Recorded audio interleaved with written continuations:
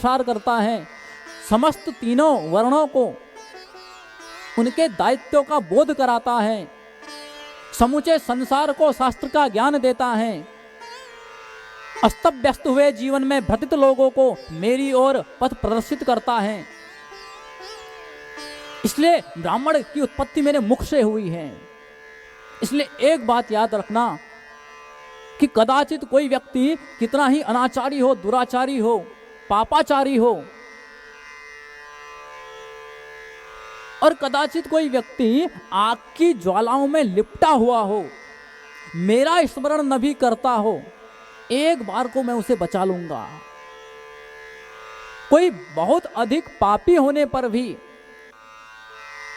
मुझे निरंतर अपशब्द कहने वाला कदाचित किसी संकट में हो तो मैं एक बार उसे भी बचा लूंगा। पर याद रखना, ब्राह्मण का अपराध करने वाले को मैं कभी जीवित नहीं छोड़ता, उसे मैं अपना शत्रु मानता हूं। इसलिए तूने जो ब्राह्मणों के प्रति अपराध किया है, इसे अपने आगे के जीवन में सदैव सबक के रूप में याद रखना। उसने कहा ब्राह्मणों और संतों के प्रताप से धरणी धैर्य के साथ अपने को धारण किए हुए हैं। ब्राह्मण अपने स्वभाव से, अपने सत्कर्म से पृथ्वी को, समाज को, यहां तक कि स्वर्ग के देवताओं को भी अपने स्थान पर सुसज्जित किए हुए हैं। मंत्राधीनम जगत सर्वम देवाधीनम च।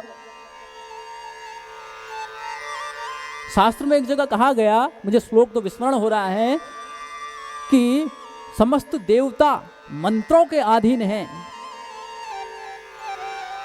पर वो मंत्र ब्राह्मणों के अधीन हैं। ते मंत्रा ब्राह्मणाधीना। जिन मंत्रों के अधीन है देवता, वे मंत्र ब्राह्मण के अधीन हैं।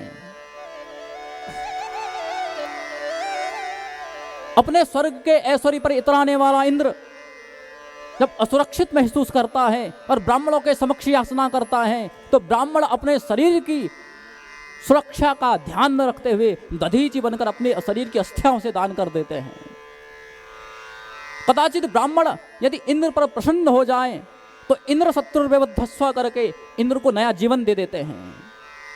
इतिहास में जब जब ब्राह्मण किसी देवता पर भी रुष्ट हुआ है, तो इंद्र को भी ब्राह्मणों ने श्रीहीन कर दिया था।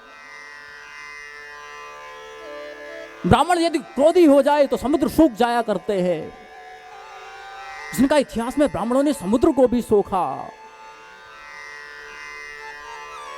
ब्राह्मण यदि अपनी वाणी का प्रभाव दिखाना चाहे तो वो सुख बनकर परीक्षितों का उद्धार कर देता है। यदि ब्राह्मण नीति बन जाए तो चाणक्य बनकर चित्रगुप्तों का उद्धार कर देता है। यदि ब्राह्मण अपने दिशा निर्देश का पालन कराने की क्षमता रखे तो वो कभी धौम्य बनकर युधिष्ठिरों को राज्य दे देता है। कभी वही ब्राह्मण वशिष्ठ बनकर, विश्वामित्र बनकर दिग्विजयी सम्राट श्री दशरथ जी को समाधान देते हैं। इसलिए ब्राह्मण की क्षमता पर, उसकी योग्यता पर, उसके मान सम्मान में किसी प्रकार का भी असावधानी न बरतना। राजा नृग को क्षमता समझाते हुए श्री भगवान कहते हैं कि नृग, ये ब्राह्मणी है जिसने सबल होते हुए भी संपूर्ण पृथ्वी को तृण के समान समझकर क्षत्रियों को दान में दिया था। कभी वही ब्राह्मण परशुराम बनकर इस पृथ्वी को तृण के समान समझकर दान दे देते हैं। तो वो देने में आए तो संपूर्ण पृथ्वी को तृण समझकर दान में दे देते हैं, और यदि ब्राह्मण लेने में आ जाए तो अपने मृत पुत्रों को यमपुरी से भी ले आके आते हैं। भगवान को अपने गुरु पुत्रों को लाना पड़ा ब्राह्मण के कहने पर। उनका ये ब्राह्मण का प्रताप है। इस कल्प में